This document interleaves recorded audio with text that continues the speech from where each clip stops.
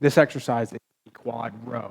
Now, quad row, it's a low exercise. We're going to use weight with it, but the primary goal of the quad challenge stability, and we're using the load, we're using position in order to challenge stability.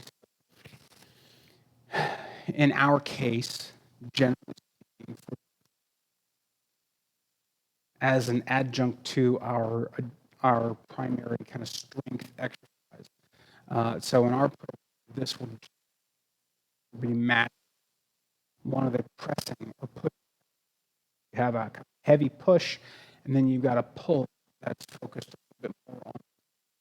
So what this exercise looks like, if I'm going to pull with my left side, I'm going to plant my right hand and my left knee here on the bench. My right leg is going to be extended back behind me. Reach down, take a hold of the weight, draw it up towards my hip, squeezing the shoulder blade in, squeezing the elbow in, and back down.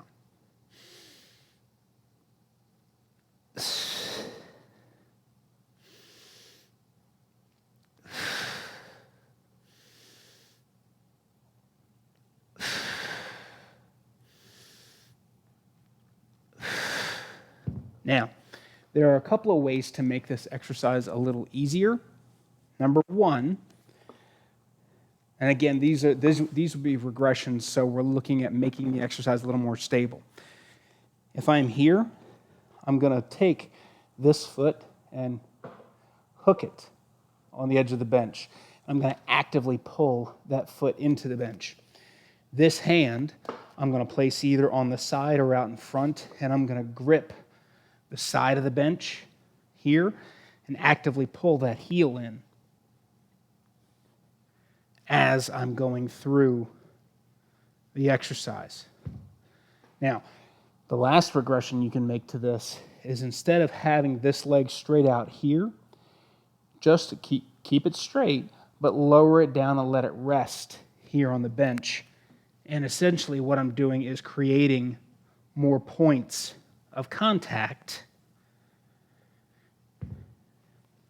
to take an unstable exercise, and make it more stable. Obviously, another way to regress it is to make it lighter.